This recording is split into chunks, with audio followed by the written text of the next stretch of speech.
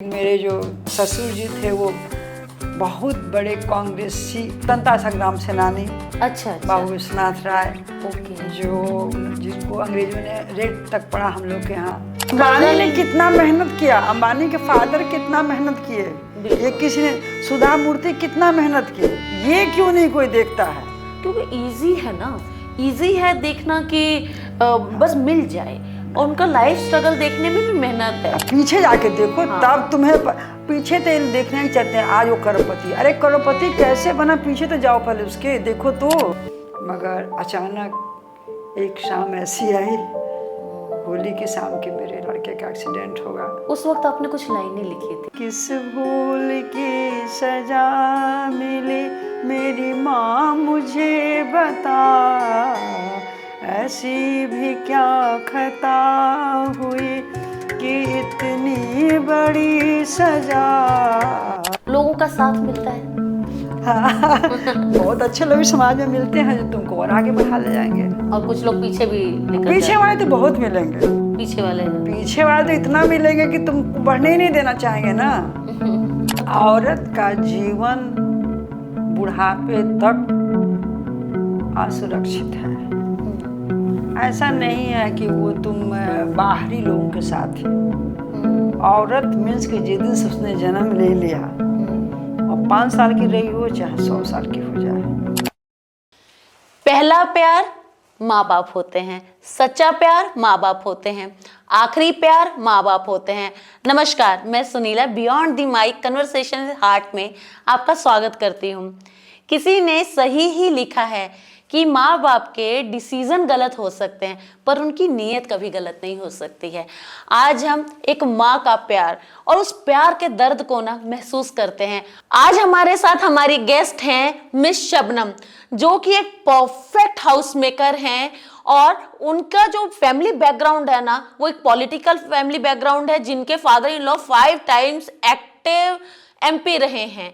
तो आइए उनकी पूरी जो लाइफ है, एक माँ और माँ का प्यार और उस प्यार में दर्द को ना महसूस करते हैं। आइए प्लीज पूरा पॉडकास्ट देखिए और अपना फीडबैक हमें कमेंट सेक्शन में शेयर कीजिए। नमस्कार, मेरा नाम सुनीला है और मैं आपका बहुत बहुत स्वागत करती हूँ हमारे show beyond the mic conversation with heart में।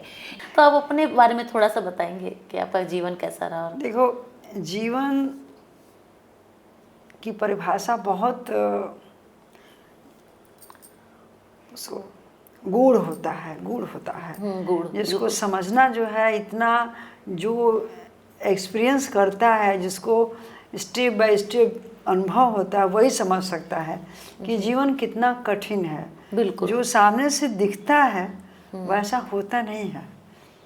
हर मिलने वाला आदमी को लगता है ये बहुत खुश है, बिल्कुल, बहुत मस्त है, उसकी हंसी के पीछे कितने दर्द छिपे हैं इसको महसूस। बिल्कुल, ये एक बात आपने बिल्कुल सही कही। हमें तो हमारे माइंड में ये लगता है कि आपका इतना स्ट्रॉन्ग बैकग्राउंड है, आप जिम्मेदार फैमिली से आते हो, आपका इतना बड़ा स्ट्रॉन्ग पॉलिटिकल बैकग्राउंड है, जिसके बारे में आप अभी बताओगे। और उसके बाद भी आपको कुछ परेशानी है? ये वो तो है, हर आदमी के लिए है। बहुत कम लोग हैं, बहुत कम लोग जिसकी बिल्कुल परफेक्ट लाइफ रही होगी। शायद ही कोई होगा, 2-4 होगा, मैं नहीं जानती हूँ। लेकिन अगर तुम किसी के भी अंदर जाना शुरू करोगे तो तुम्हें लगे उफ़ो, मेरे दुख तो बहुत कम है, इससे भी ज़्यादा किसी और के पास है। तो यही सब है। मेरा अपना जो पर्सनल लाइफ रहा है, मस्ती भरा रहा। मेरे फादर बहुत एजुकेटेड फैमिली से थे, प्लस जमींदार थे। अच्छा। और हम लोग 12th तक हम लोग माँ बाप हमको हॉस्टल में पढ़ाया। अच्छा। बहुत ज़्यादा। लेकिन एक समय के बाद धीरे धीरे आर्थिक कमी आने लगी। आपका जो आपके जब अपने पढ़ाई आप कर रहे होंगे, तब तो बहुत कम लड़कियां पढ़ती होंगी ना, बहुत कम। और हमको हॉस्टल में रख के पढ़ाया गया था। गवर्नमेंट कॉलेज था हम लोगों का देवरिया में, वहाँ मैं हॉस्टल में रहती थी। अच्छा। और उस समय मेरा एजुकेशन शुरू हुआ। लेकिन एक समय था जब हम लोग के यहाँ बहुत मनी था, यानी जमींदारी के पैसा को गिन्नी और असभी में कन्वर्ट कर दिया जाता था। अच्छा। मगर वो सारी चीज़ों को मैंने तो नहीं देखा, लेकिन मेरी माँ बोली कि मेरे माँ की शादी के लगभग 15 साल के अंदर ही कब संपत्ति ख़त्म होने लगती है, बहुत जल्दी जाती है लक्ष्मी। हाँ, अच्छा। तो जब हम लोग बड़े हुए तो वो वाला चीज़ नहीं था। अच्छा थोड़ा बहुत वो भी स्ट्रगल हम लोग किए। अच्छा, मतलब आपकी लाइफ में भी थोड़ा बहुत स्ट्रगल रहा? हाँ, थोड़ा बहुत आ चुका था। अच्छा। क्योंकि हम लोग हॉस्टल में पढ़ते थे, लेकिन उतना पैसा नहीं था जो पैसा फादर को चाहिए था हम लोग को परवरिश के लिए। लेकिन फिर भी जमींदार फैमिली थी तो ऐसा कमी नहीं था, अच्छा से चला।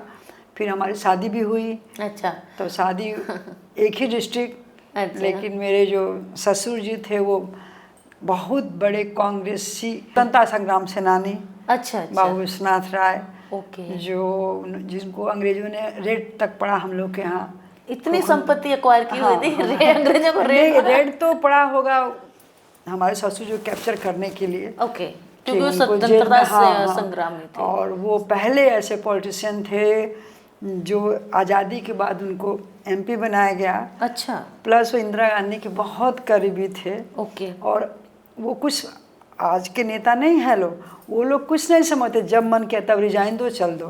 क्योंकि इतने ऑनेस्ट होते थे कि उन लोगों के लिए पद कोई मायने नहीं रखता था। मतलब लॉयल्टी थी। आज के टाइम में तो नहीं, थोड़ा सा कि नहीं। पैसा इधर से सारे एमपी देखते कि हम दूसरी पार्टी आती और एमपी खरीद लेते। मेरे ससुर जी वो थे जिसमें पूरा बसंत कुंज, बसंत विहार सब ओपन था, जिसको मन करे ले लो। अच्छा। मगर कांग्रेस जो पहली बार जब इलेक्शन लड़े थे तो 500 उनको मिला बचा था, उन्होंने नेहरू जी को लाके वापस कर दिया था कि 500 रुपीज़ ये अच्छा, बचा। कैंपेनिंग से जो बचा हाँ, था। जो बचा था 500, अच्छा। उसको लाकर उन्होंने नेहरू जी को वापस कर दिया था कि आजकल तो ये ऑनेस्टी बहुत रेयर है। ये पैसा बचा, आप इसको रख लो। उसके बाद से फिर नेहरू जी ने बोला कि अगला इलेक्शन में इनको कंस्टिट्यूंसी अलग मिल रहा था, जो कमिश्नरी, हाँ, वो अलग दे रहे थे। अच्छा। तो ये बोले नहीं, मुझे तो यही चाहिए। तो नेहरू जी कहा नहीं, ये नहीं देंगे, ये तुम यहाँ पे दूसरा कोई अशोक मेहता लड़े, उसको तुम नहीं वो कर पाओगे, तुम मतलब अलग ले लो। बाबू जी ने रिजाइन दिया, चले गए यहाँ से, सब बाल बच्चों को लिए चले गए अपने गाँव। जब गांव गए तो फिर वहाँ जाने के बाद से नेहरू जी को पता चला कि ये तो रिजाइन कर दिया। तो वो गए बाय कार वहाँ देवरिया, वहाँ जाके डीएम को भेजे, बाबू विश्वनाथ को बुला के लाओ। अच्छा। तो मेरे ससुर जी आए आए डाक बंगला में सो रहे थे नेहरू जी। अच्छा। और उन्होंने कहा कि विश्वनाथ चलो मंच पे, और तुम ही एक हो जो अशोक मेहता को हरा सकते हो। अच्छा, उस वक्त के उनके प्रतिद्वंदी थे अशोक मेहता थे। अशोक मेहता कम्युनिस्ट बहुत बड़े नेता थे। अच्छा जी। मतलब उनका विश्व में नाम था। अच्छा। आप लोग नहीं जानते, नहीं, पहले के लोग जानते। अशोक मेहता मतलब एक इतने बड़े नेता, अपने आप में एक पूरा कॉन्स्टिट्यूशन। हाँ, वो तो पूरा एक तरह से उनको विश्व ही जानता था। अच्छा। और उनको बाबूजी ने हराया, मतलब उनका नाम हो गया। अच्छा। तो उस फैमिली से हम लोग हैं, काफ़ी एजुकेटेड। मेरे ससुर जी भी थे, उनके हम लोग वंशज हैं। बिल्कुल 5 टाइम्स अगर वो कॉन्टिन्यूसली एमपी रहे तो वो कोई बहुत बड़े पर्सनैलिटी भी, बीच में लेबर मिनिस्टर भी रहे। आपकी बेटी भी बहुत अच्छी पोस्ट पे है। हाँ, मेरी डॉक्टर बेटी है शायद? नहीं, बेटी डॉक्टर नहीं है, लेकिन मेरी बेटी जो है वो शुरू से हमने पढ़ाया उसको। सेंट मेरी कॉन्वेंट पढ़ी, फिर श्री राम कॉलेज पढ़ी, फिर उसने पब्लिक रिलेशन किया, फिर जॉब की। मेरा बेटा था एक, वो डीपीएस में पढ़ा। बड़े अच्छे से लाइफ चल रही थी, कोई ऐसी दिक्कत नहीं थी। मगर अचानक एक शाम ऐसी आई, होली की शाम के मेरे लड़के का एक्सीडेंट होगा। और वो भी एक्चुअली शायद जो जब मैं आपसे मिली थी तो यही वो वक्त था जब आपने मुझे बताया था कि आपका शायद बेटा बहुत यंग था। कितने बहुत 22 साल 22 दिन का लड़का था मेरा। और काफ़ी मतलब प्लेसमेंट मैनेजर बनाया गया था। अपने कॉलेज का वो टॉपर था, शुरू से लेकर अंत तक टॉपर रहा। मगर फिर उसके बाद तो फिर लाइफ जो है बिल्कुल, फिर मैं डिस्टर्ब हो गई। मेरे को समझ में नहीं आता था कि अब मैं क्या कर सकती हूँ, मेरे को कुछ भी नहीं समझ में आता था। उस वक्त आपने कुछ लाइनें लिखी थी? हाँ, तो फिर उसके बाद से मैं रातों रात मतलब उथल बहुत द्वंद्व चलता था मेरे मन में कि ये क्या हो सकता है, क्योंकि मैं अध्यात्म से बहुत जुड़ी हुई हूँ। मुझे लगता है कि मेरी माँ ऐसी, मैं दुर्गा भक्त हूँ, कि मेरी माँ ऐसी कर ही नहीं सकती हैं, ये कुछ गलती हो गया, किसी गलती से भगवान से क्वेश्चन हो गया कि बहुत ऐसे कैसे मेरी माता रानी ने, तो कैसे फिर मेरे बच्चे उसी समय मैंने कुछ ऐसा लिखना शुरू किया जिसमें मुझे आंसर भी मिला, जिसकी 2-4 लाइनें अभी याद हैं। हाँ, बताइए प्लीज। उसमें किस भूल की सजा मिली मेरी माँ मुझे बता, ऐसी भी क्या खता हुई कि इतनी बड़ी सजा, पत्ता भी नहीं खरकता इजाज़त बिना तेरे, फिर कैसे हुआ ये क्या हुआ आता नहीं समझ में। ऐसी वो शाम आई दुनिया उजाड़ गई, हम देखते ही रह गए आवाक हो गए। खिलने से पहले ही कली मुरझा गई, क्या ये चूक इह जन्म, क्या ये पूर्व जन्म, क्या ये मातृगर्भ हुआ किस जन्म का चूक। है मंजूर मुझको तेरा ये फैसला, मेरा नहीं वो मेरा तेरा प्रभु वो था। चाहा तो दे दिया, चाहा तो ले लिया, तेरी खुशी समझ के सब गम भुला रही हूँ। ऐसे है बहुत बड़ा। Actually I am also mother of a फिर सन। इसके बाद मुझे लगा कि चलो आंसर मिल गया कि यही लिखा था, इसलिए अब बहुत उठो। मुश्किल हुई होगी आगे बहुत मूव ऑन मुश्किल, करने में। बहुत मुश्किल। फिर मैंने अपने को उठा लिया कि चलो ये पास्ट आगे बढ़ो। आज भी अगर मैं चाहूँ तो 24 घंटा रो सकती हूँ, लेकिन मुझे लगा कि रोने वाले का कोई साथ नहीं देता, मेरे पास कोई बैठेगा नहीं कि दिन भर रोती रहती हैं। फिर एक दौर आया कि सब कुछ ठीक चल रहा था, बेटी की शादी कर दी, दामाद डॉक्टर हैं इंग्लैंड में, 2 नाती हैं मेरे। अच्छा। तो काफ़ी अच्छा से चल रहा था। फिर 2022 दिसंबर आया, फिर एक झोंका आया, और वो झोंका भी बहुत बड़ा था। अचानक पता चला कि लड़की को कैंसर है। मैंने कहा कि अरे ये कैसे, ये नहीं हो सकता है। फिर उसी स्थिति में आ गए, ये हो ही नहीं सकता है, ये कैसे हो सकता है, असंभव। फिर 1 मिनट के लिए मैं बिल्कुल हिल गई कि क्या मेरे भाग्य में बच्चा नहीं है, ऐसा कैसे। मैं तो माँ को सब कुछ समर्पित कर चुकी थी, माँ मेरी हैं, उनको ऐसा कुछ होने ही नहीं देंगी, फिर ये दिन कैसे आ गया। फिर मैं गई इंग्लैंड, जाके कुछ दिन वहाँ मैंने रहा, 6 महीना हम वहाँ पे रहे। कीमत हुआ, बहुत विक्षिप्त अवस्था थी, लेकिन वही माँ ने फिर उस चीज़ को। शायद जो परिस्थितियां आती हैं ये आपका टेस्ट लेती है। मैंने सुना है कि जब भगवान उसी को टेस्ट लेता है जिसपे उसको सबसे ज्यादा भरोसा होता है कि ये उभर जाएगा। ये लोग बोलते हैं ना कि परीक्षा उसी की होती है, अगर इस बात की मानो जो सही होता है, उसकी बार बार परीक्षा होती है कि तुम फेल हो रही हो या पास हो रही हो, मुझे छोड़ रही हो। मैंने आपको कुछ नहीं बताया, मैंने सब कुछ छोड़ दिया था, सब पूजा पाठ सब कुछ छोड़ दिया था। फिर मेरे को अंदर से लगा कि क्योंकि भगवान आपको भगाता है कि भागो जाओ यहाँ से, मगर फिर एक ऐसा समय आया कि अरे मैं कर क्या रही हूँ, ये तो मेरे अपने कर्मों की सज़ा है ना, उनसे कोई गलती नहीं है, जो मैं करूँगी वही मुझे मिलेगा।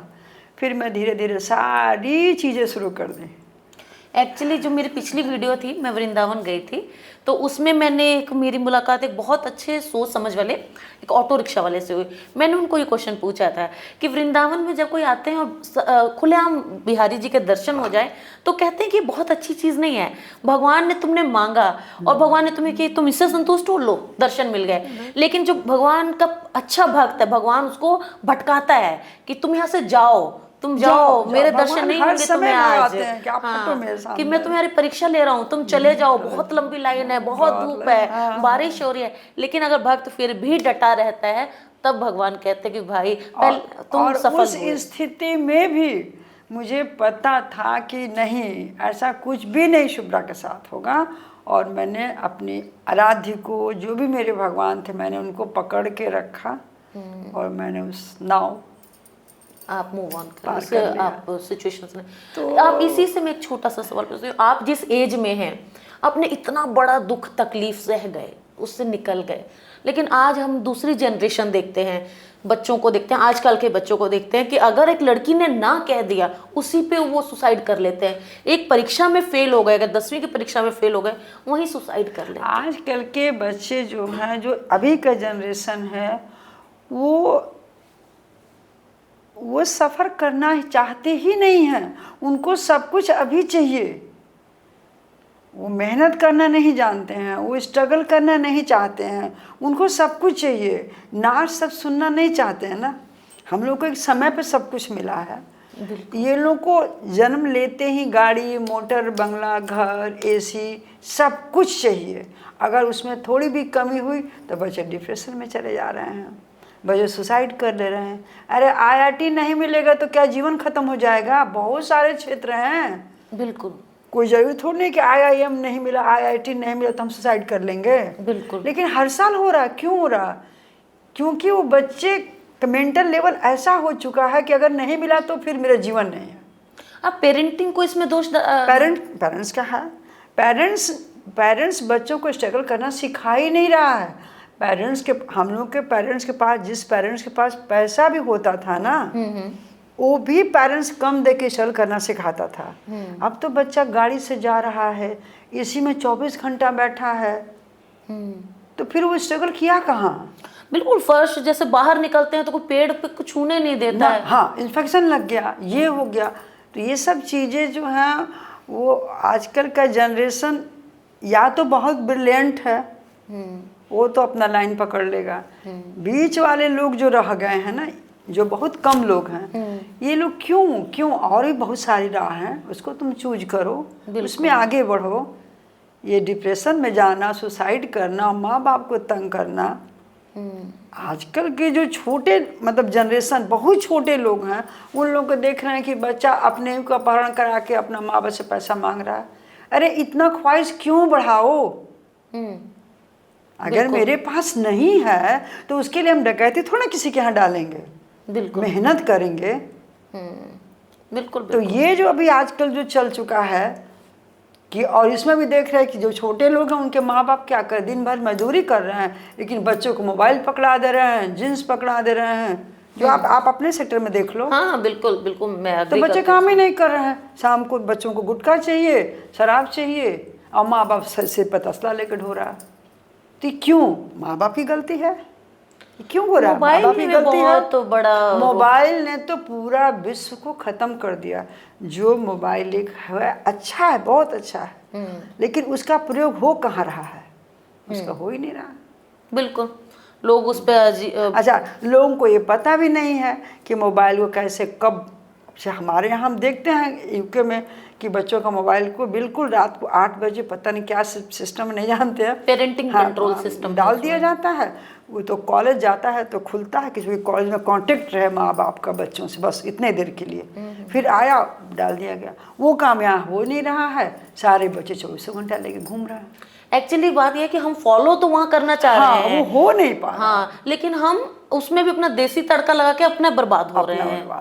हाँ बिल्कुल, हम लोग कपड़े तो उनके जैसे पहनना चाह रहे हैं, लेकिन सोच नहीं बिल्कुल भी बदलना चाह रहे, उनके जैसे जो वेस्टर्न कल्चर हम देखते हैं। अभी एक, हम नाम नहीं लेंगे, हम ही लोग के सेक्टर में एक जगह मैंने सुना, ओहो, मेरी लड़की जो है ना, वो 1 सेकंड एसी के बगैर नहीं सो रही है। हाँ, ग्लोरीफाई करते हैं लोग, ग्लोरीफाई करते हैं। ऐसा आपने क्यों बनाया उस बच्चे को? बिल्कुल, ऐसा क्यों बनाया? आपने तो रियल लाइफ के लिए बनाया ही नहीं। अगर ग्रिड फेल हो जाए तो क्या आपका बच्चा नहीं सोएगा?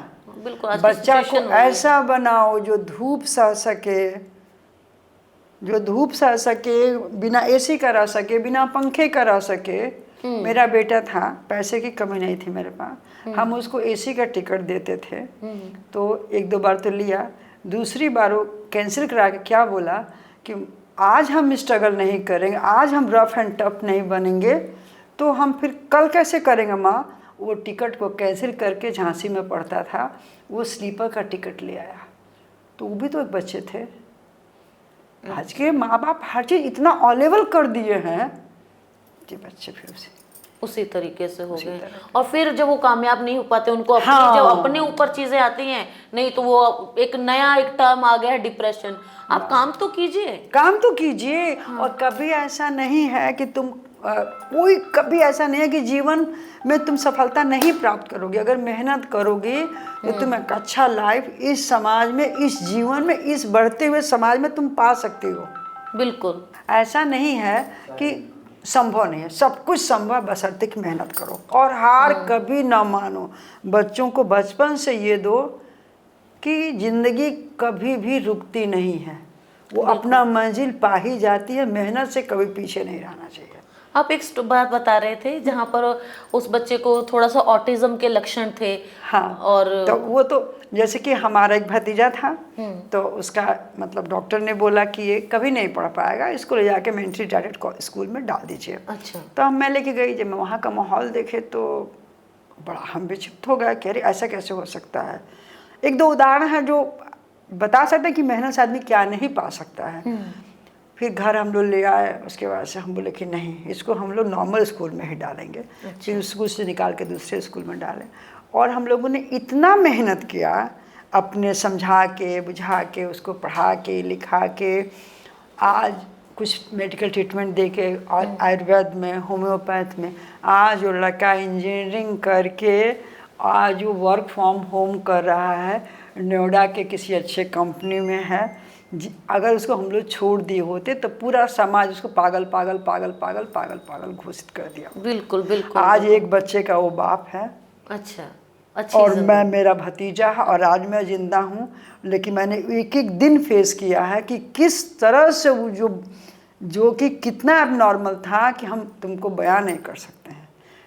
इसलिए मेहनत तो सब कुछ दे सकता है। मेहनत तो करो, न्यू जनरेशन मेहनत करो, एसी छोड़ो, निकलो समाज में, चलो पैदल। नहीं, वो गाड़ी के बिना चला नहीं जाएगा।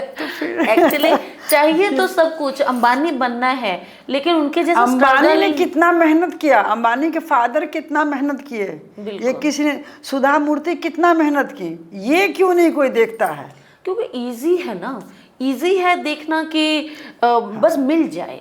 और उनका लाइफ स्ट्रगल देखने में भी मेहनत है। पीछे जाके देखो। हाँ। तब तुम्हें पीछे तो देखने ही चाहते हैं। आज वो करोड़पति, अरे करोड़पति कैसे बना, पीछे तो जाओ पहले उसके, देखो तो। बिल्कुल। वो मतलब वही है कि जिंदगी से हारना नहीं है, जिंदगी से हारना नहीं। आपका तो ये बहुत बड़ा एग्जाम्पल है। जब आपका 22 साल का बेटा नहीं रहा, वो इतना टची थिंग था, आप फिर भी आप हारे नहीं। लोगों का साथ मिलता है। हाँ, बहुत अच्छे लोग समाज में मिलते हैं जो तुमको और आगे बढ़ा ले जाएंगे। और कुछ लोग पीछे भी लेकर पीछे वाले तो बहुत मिलेंगे। पीछे वाले तो इतना मिलेंगे कि तुमको बढ़ने ही नहीं देना चाहेंगे ना। बिल्कुल। लेकिन अगर तुम लोगों के सुनना शुरू कर दोगी, हाँ, क्रिटिसाइज करने वाले लोग भी होने चाहिए जिंदगी में, बिल्कुं होने चाहिए, लेकिन उसके बगैर तुमको आंख नहीं खुलेगा मुझसे गलती कहाँ हो रही है। बिल्कुल। जो कबीरदास जी ने कहा है कि दुश्मन नेरे पालिए आंगन खाट बिछाए, वो कहावत बहुत सही है, मगर उसको एक सीमा तक रखो, आगे ज़्यादा न बढ़ने दो, न कि तुम्हारे पर हावी हो जाए। अच्छा, आजकल का जो समाज है इतना असुरक्षित है, लड़कियों के लिए भी और बुजुर्गों के लिए भी। आप अकेले जैसे रहते हैं, आपकी एक एज हो चुकी है, आप 60+ हैं, तो आपको ये कैसे, उसके साथ असुरक्षा के साथ आप कैसे रहते हैं? क्योंकि देखो, अकेले रहने में डर लगता है। औरत का जीवन बुढ़ापे तक असुरक्षित है। ऐसा नहीं है कि वो तुम बाहरी लोगों के साथ हैं। औरत मीन्स कि जिस दिन से उसने जन्म ले लिया, और 5 साल की रही हो चाहे 100 साल की हो जाए, वो समाज को भी झेलती है, घर के लोगों को भी झेलती है, रिश्तेदारों तक को झेलती है। बिल्कुल। कोई अच्छा निगाह वाला तुमको बहुत कम मिलेगा, जिसमें तुमको बच के बचा के समझदारी से निकालना है। बिल्कुल। लेकिन पहले की लड़कियां जो काफ़ी सोचती थीं कि कल लोग बोलेंगे, हम भी खराब बोल देंगे, जो लोग नहीं पेरेंट्स को बताते थे वो गलत था। वो बताना चाहिए कि हमारे परिवार में मेरे साथ क्या हो रहा है, समाज में क्या हो रहा है। तो उस चीज़ में थोड़ा सा अभी हुआ है कि लोग बता रहे हैं, विरोध कर रहे हैं। पहले की लड़कियां विरोध भी नहीं कर पाती थीं। बिल्कुल नहीं कर पाती, रिपोर्ट ही नहीं हो पाते थे कई रेप केसेस वगैरह। तो ये कोई सोचे कि हम लड़की होके चाहे आज के डेट में चाहे उस डेट में, और हम बिल्कुल फॉरेन कंट्री वाले बन जाएं कि जहाँ लड़कियों की तरफ कोई देखता नहीं है, तो वहाँ का कल्चर है, वहाँ लोग स्वेच्छा से अपना रख रहे हैं, बॉयफ्रेंड गर्लफ्रेंड जो भी रख रहे हैं, अदरवाइज उसके अलावा दूसरा नहीं देखता है। वहाँ जो मैं देख के आ रहा हूँ, वही बात तुमको बोल रही हूँ कि वहाँ जो हम देख के आ रहे हैं वो ये देख रहे हैं कि अरे जिस रूप में लड़कियाँ घूम रही है कोई पूछने वाला ही नहीं है, अगर कोई पूछ रहा है तो उसका बॉयफ्रेंड है इसलिए, दूसरा नहीं देखेगा। यहाँ क्या है, बिल्कुल सोच अलग है। यहाँ जो है तुम बॉयफ्रेंड के साथ भी हो तो भी असुरक्षित हो, बिल्कुल। तो तुम अब आपके जनरेशन क्या चाहती मैं नहीं जानती हूँ, लेकिन मेरा ये कहना कि थोड़ा अपना सुरक्षा लो। आज दामिनी कांड को लोग बोल देते हैं, क्यों? तुम क्या सोची कि हम बॉयफ्रेंड के साथ हैं तुम सुरक्षित हैं?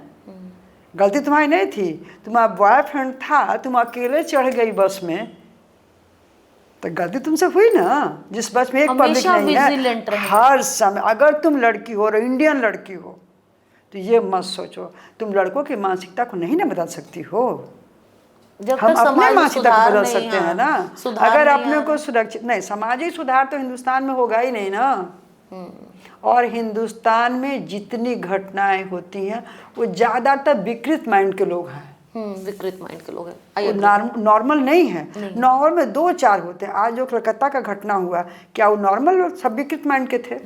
बिल्कुल विकृत माइंड के थे। तो ये सब चीज़ें देखो, हिंदुस्तान में ये कोई कहे कि मैं छोटा कपड़ा पहन ली थी, ये सब फालतू की बातें। अपना सुरक्षा खुद लो, वो तुम्हें लेना पड़ेगा हर एज के। हाँ, और कभी भी पब्लिक प्लेस में रहो। अगर तुम बॉयफ्रेंड के साथ हो, तुम सोच रही हो कि हम दामी वाले अकेले हो तो बचा पाया तुमको? नहीं ना। तो और समय का ध्यान रखो, समय का ध्यान रखो, बिल्कुल, कि घर मुझे कब आ जाना है। आज हम ही निकल जाते, क्या हम सुरक्षित हैं? क्या यहाँ नहीं सुरक्षित है? ना, ये घर पे टाइम पर आना ना, ये सभी के लिए है, सभी के लिए ठीक है। पशु पक्षी सबके लिए, सब अपने घर में अपने नियमित टाइम पर आ जाते हैं। पता नहीं कल्चर थोड़ा अलग सा हो गया है, लेकिन नाइट लाइफ को इतना ग्लोरीफाई कर देखो, दिया है। जो हमारी सोच है तुम तक आदमी समर्थन कर सकता, उस तक इसके बाद आजकल का है वो करा, क्यों लड़का घूम सकता हम नहीं घूम सकते हैं? अरे भाई, आम को तुम इमली नहीं बना सकती हो। बिल्कुल, आम ही है, इमली इमली है।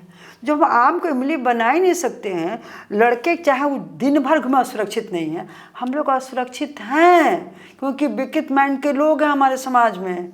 शराबी है, नशेड़ी है, गजेड़ी है, तो हम सुरक्षित कैसे हो सकते हैं? उनको हम खुद को बदलें, उनको कैसे बदल सकते हैं भाई? बिल्कुल, उनको हम कैसे बदल सकते हैं?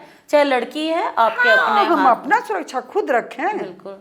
एक समाज में जो एक एज के बाद बुजुर्ग जो हैं उनके क्योंकि आजकल हम देखा है कि बच्चे, अगर आप उनके पंख नहीं काट सकते, आप अपने बच्चों को उड़ान भरने के लिए छोड़ते ही हैं दुनियादारी में। बच्चे बाहर चले जाते हैं, विदेशों में जाके पढ़ने लग जाते हैं, माता पिता अकेले रह जाते हैं जहाँ भी वो रह रहे हैं। उनको किस तरह के चैलेंजेस का सामना करना पड़ता है? आपने फेस किया है? बहुत चैलेंजेस, हर पल लगता था कि आज मेरी लड़की सुरक्षित है कि नहीं।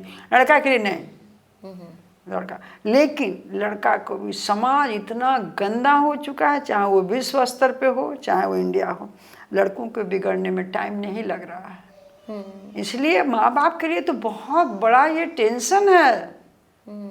एक समय था जब लड़के लड़कियों का ये हालत नहीं था। बिल्कुल नहीं था, हम लोग के समय तक नहीं था। अभी का जो अभी हमारी बेटी जब थी 2006-2002 तक ये नहीं था। अभी का जो समाज है ना, वो लड़कियां बिल्कुल लड़कों से बराबर कंपटीशन ले रहे, उसमें और बढ़ती जा रही हैं। थोड़ा सा तुम पढ़ाई में लो, हर चीज़ में लो, लेकिन तुम्हारों की बनावट अलग है। वो तो है, बिल्कुल है। आप बहुत, भगवान ने अलग बनाए, इसमें अलग तो कुछ बनाया है, वो दो राय ही नहीं तो है। ठीक है, हम लोग के जनरेशन की बातें नए जनरेशन को नहीं अच्छा लग रहा है। कि आजकल जो बच्चे हैं, हम पेरेंट्स इतने महत्वाकांक्षी हो जाते हैं, अपने बच्चों को अच्छे स्कूल में, अच्छे कॉलेज में पढ़ाना चाहते हैं ना। बच्चे विदेशों में रहने चले जाते हैं और यहाँ माँ बाप जो भी सिटी रहते हैं वहाँ अकेले रह जाते हैं। गांव में, शहर में, इतने बड़े बड़े घर में माँ बाप सिर्फ अकेले रह जाते हैं। आजकल दुख तकलीफें सब अकेले झेलते हैं। तो इस तरह आप कोई चैलेंज का सामना किए हैं? क्योंकि आप लोग अकेले रहते हैं, बुजुर्ग भी हैं और बच्चे बाहर रहते हैं, तो आप किसी तरह के चैलेंज का सामना करते हैं? देखो, सबसे बड़ी चीज़ है कि आदमी को जो माँ बाप एक बच्चा को इस मुकाम तक पहुंचाने के लिए कितना अकथ परिश्रम किया होगा, ये शायद बच्चा देख नहीं पाता है। नहीं, बिल्कुल वो जब अपने जुनून में है। उस परिश्रम को बच्चा देख ही नहीं पाता है। जब तक वो देखता है, देखने की कोशिश करता है, तब तक उसकी शादी अपने जीवन में चला गया, बिल्कुल। वो अपना जीवन में चला गया। तो बहुत बच्चों को ये भी देखे, ये तो माँ बाप का फर्ज था। हाँ जी, आज के बच्चे तो ये भी बोल देते हैं कि तो माँ बाप का फर्ज था, हाँ, आपने जन्म दिया तो करना ही होगा। हाँ, बिल्कुल। तो ये तो एक इमोशनल चीज़ें हैं जो पुष्ट दर पुष्ट आती हैं कि माँ बाप को भगवान से ऊंचा दर्जा दिया गया है कि उसकी कुछ जिम्मेवारियां हैं जो बुढ़ापा वाली, जो एक हर बच्चों को करना चाहिए, जिसमें आज के डेट में भी कुछ बच्चे ऐसे हैं जो कर रहे हैं, कुछ डॉक्टर हैं जो कर रहे हैं। जैसे अभी मैंने पढ़ा जो उसमें है गंगाराम में, नाम नहीं आ रहा डॉक्टर का, जो इंग्लैंड के टॉप क्लास के डॉक्टर थे। एक पापा उनके बीमार पड़े, वो सब छोड़ छाड़ के चले आए। अच्छा। तो एक समय तक तो माँ बाप झेल ले जाता है, लेकिन एक पीरियड आता है जब अगर दो बच्चे, कोई एक बच्चा रहे जो देख रेख करे। अब जाते जाते आप कुछ लाइनें सुना दीजिए, दोहे किसी भी चीज की, चाहे भजन की, चाहे दोहे की, जो आपको याद आ रहे हैं। हाँ, समापन के लिए कुछ समापन कुछ 2 लाइनें जो आपको याद, कोई दोहे की, कोई भजन की, कुछ भी। आप बहुत अच्छा गाते हो। श्री कृष्ण गोविंद हरे मुरारे, हे नाथ नारायण वासुदेवा। श्री कृष्ण गोविंद हरे मुरारे, हे नाथ नारायण वासुदेवा। एक मातु सखा स्वामी हमारे, हे नाथ नारायण वासुदेवा। हे नाथ नारायण वासुदेवा, हे नाथ Narayan Vasudeva. Thank you so much. बहुत बहुत धन्यवाद आपका टाइम देने के लिए।